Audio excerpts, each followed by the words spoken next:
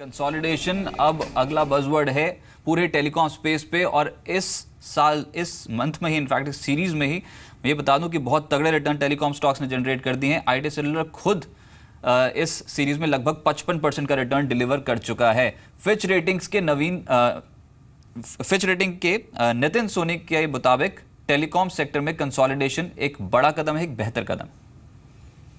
The Reliance Jio's entry has accelerated the industry consolidation. So the Vodafone and Idea merger, which is in the process for which they have announced that they are talking to each other, and Arcom Aircel plus probably Tata also combining their operations with Arcom and Aircel. And now Telenor have also announced that they are exiting India, and Airtel has acquired the spectrum assets of 1800 megahertz from Telenor India.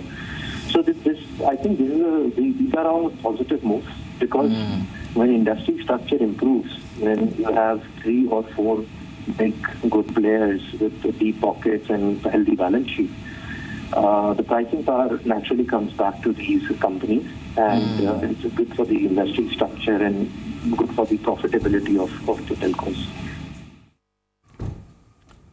चलिए, महेश उपल साहब मेरे साथ जुड़ चुके हैं, telecom expert. Mahesh ji, बहुत शुक्रिया अपना समय जी बिजनेस को देने के लिए। सर, मेरे को याद है पिछली बार आप ही से मेरी बात हो रही थी रिलायंस जियो की प्रेस कॉन्फ्रेंस के बाद, एकदम से जो आपका रिएक्शन मैंने लिया था उसमें आपने कहा था कि टेलीकॉम सेक्टर में अब कंसोलिडेशन ही करना होगा बड़ी कंपनियों को। और आज एक और अनाउंसमेंट आ गई भारतीय एयरटेल और टेलीनॉर के संदर्भ में कि उसके इंडिया ऑपरेशंस को खरीदने जा रही है भारतीय एयरटेल। अब इस पर्टिकुलर जो ये खरीद है भारतीय एयरटेल की, इसको आप कैसे देखते हैं? देखिए, ये खरीद संभावित थी और ये मैं समझता हूँ दोनों कंपनियों के लिए अच्छी खबर है। इसके बावजूद कि टेलीनॉर को इससे दुख तो हुआ ही होगा, क्योंकि टेलीनॉर के लिए तो ये इंडिया से एग्जिट ही है। एयरटेल के लिए ये अच्छी खबर है, क्योंकि इसको एयरटेल को और मजबूत करेगा, क्योंकि उसके ऊपर जो कंपटीशन का प्रेशर है कहीं काफी ज्यादा है। अब एक तरफ से जियो भी है, अब आइडिया और वोडाफोन भी मिलने की संभावना है उनकी। तो ये जो प्रोसेस है, इसका नतीजा यही होगा कि हमारे पास 3 बड़ी प्राइवेट कंपनियां होंगी जो सेक्टर में होंगी, और इसके अलावा जैसे कि आप जानते हैं BSNL और MTNL भी हैं, तो चौथी कंपनी वो होगी।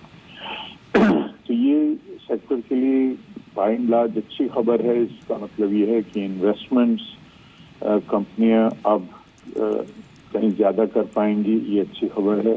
इससे कंपटीशन थोड़ा कम होगा, तो ये मीडियम टर्म में कस्टमर्स के लिए ज्यादा अच्छी खबर नहीं है, क्योंकि जाहिर है कि जो प्रेशर पहले प्राइसेस पे था वो तो आस्ते आस्ते कम हो जाएगा। इसमें कोई शक नहीं कि अभी वो प्रेशर डिफरेंट टाइप का है, क्योंकि जियो सर्विसेज के पैसे नहीं ले रहा है अभी तक। पर मेरा मानना है कि करीब 6-8 महीने में या साल भर में हम देखेंगे कि दाम बढ़ेंगे भी, और इससे कस्टमर्स के लिए को ये ध्यान में रखना होगा कि कंपटीशन का कम होना उनके लिए भी कुछ हद तक प्रॉब्लम हो सकता है। Right, by and large sector के लिए अच्छी खबर है, सेक्टर की वायबिलिटी के लिए अच्छी खबर है। राइट, लेकिन सर अब इनफैक्ट अब ये जो 2-3 सत्र निकलेंगे, जो दिन निकलेंगे, उसमें अब आइडिया और वोडाफोन की भी अनाउंसमेंट कभी भी बड़ी खबर आ सकती है। मैं आपसे ये समझना चाहता हूँ कि खबर अब यहाँ पर ये भी है कि वोडिया आईडी की जो मर्ज एंटिटी होगी उसमें सॉफ्ट बैंक जो है वो 15 से 20% हिस्सा ले सकता है। तो अब क्या समझें कि completely it's a turn around story for telecom sector, क्योंकि सॉफ्ट बैंक का भी स्टेक लेना एक बड़ी बात हो जाएगी अगर इस नेट एंटिटी में जब भी मर्जर की खबर आएगी उसके बाद। देखिए, मैं इसको उस तरीके से नहीं देखता हूं, क्योंकि सेक्टर में ऐसा नहीं है कि इन्वेस्टमेंट करने वालों की कमी है। मेन चीज ये है कि सेक्टर की अपनी वायबिलिटी कैसी है, और जो पहले क्योंकि पहले कंपनियां बहुत ज्यादा थी, मार्केट में हाइपर कंपटीशन था। दूसरी तरफ से महेश जी, मेरे को आपको यहाँ पर रोकना होगा, क्योंकि मेरे साथ अब संजय कपूर साहब भी जुड़ चुके हैं। संजय जी, बहुत शुक्रिया अपने समय जी बिजनेस को देने के लिए। सर, सबसे पहला रिएक्शन आपका, जो आज अनाउंसमेंट आई है भारतीय एयरटेल के स्टेबल से कि वो टेलीनॉर के 7 सर्कल में ऑपरेशंस खरीदने जा रही है इंडिया में, आपका फर्स्ट रिएक्शन इस पे? देखिए, बहुत एविडेंट हो गया है कि इस मार्केट में एक हाइपर कंसोलिडेशन का माहौल बन गया है और इस मार्केट में 3 ही प्लेयर्स किसी डोमिनेंट पोजीशन पे रहेंगे और बाकी जितने प्लेयर्स हैं वो इंक्रीमेंटल बन के रह जाएंगे, चाहे वो किसी भी फॉर्म एंड शेप में आपस में समझौता करें। इन तीनों को हिलाना इतना आसान नहीं होगा बिकॉज ये फुली फंडेड ऑपरेटर्स हैं, इनके पास कैपेबिलिटी है कैपिटल रेज करने की, इनका करंट कस्टमर बेस मीनिंगफुल है, etcetera etcetera.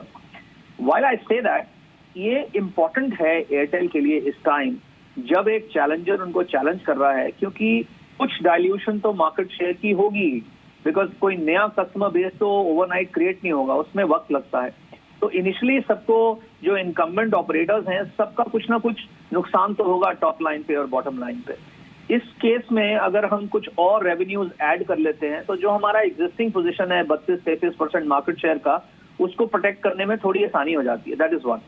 Second, I think बड़ा क्लियर हो गया है कि इस इंडस्ट्री में डेटा सर्विसेज का एक्सपीरियंस कस्टमर को 4G पे ही मिलेगा, ये सबने रिकंसाइल कर लिया, राइट। और अगर 4G में मिलेगा तो 1800 मेगाहर्ट्ज स्पेक्ट्रम, वो भी कंटिगुअस बैंड 5 मेग्स, इंपॉर्टेंट हो जाता है हर सर्कल में। तो आई थिंक इसमें मैं ज्यादा तवज्जो या ज्यादा इंपॉर्टेंस उनके रेवेन्यूज को नहीं दूंगा, क्योंकि उनके जितने भी रेवेन्यूज हैं वो वॉइस से आते हैं ज्यादातर। तो वो वॉइस रेवेन्यूज को in a free voice regime fortify करना बड़ा मुश्किल हो जाएगा। लेकिन जो उनका स्पेक्ट्रम है वो मीनिंगफुल है और 4 सर्कल्स में एयरटेल की डोमिनेंस है, उसमें और स्ट्रेंथ हो जाएंगे और स्ट्रेंथन हो जाएंगे। और 3 सर्कल्स में वो लीडर नहीं है, उसमें भी उनकी पोजीशन ऑगमेंट हो जाएगी करंट पोजीशन से। So I think ये more of a spectrum deal for future transformation to LTE है, more than I think the top line, but short run में top line भी काम आएगा। पर सर, स्ट्रैटेजी अभी गोइंग फॉरवर्ड खासतौर से टैरिफ्स को लेकर भारतीय एयरटेल, आइडिया सेलुलर जैसी कंपनियां कैसे रखेंगी, और खासतौर से जो रिलायंस जियो की से जो चैलेंज मिल रहा है प्रीडेटरी प्राइसिंग को लेकर, प्रमोशनल प्राइसिंग को लेकर, उससे कैसे निपटा जाएगा, ये समझाएं। देखिए, एक ऑपरेटर है जो मार्केट में वेल कैपिटलाइज्ड बैलेंस शीट के साथ एंटर करता है और मार्केट में एक लीडर की तरह नए नॉर्मल्स डिफाइन करना शुरू कर देता है। तो इनकम्बेंट्स ने ये सब नॉर्मल्स डिफाइन नहीं करे, ये चैलेंजर ने डिफाइन करे। तो आप एक एक करके देखें, चाहे वो 4G हो, तो से I don't believe in 3G, I believe in 4G and that will be the normal tomorrow.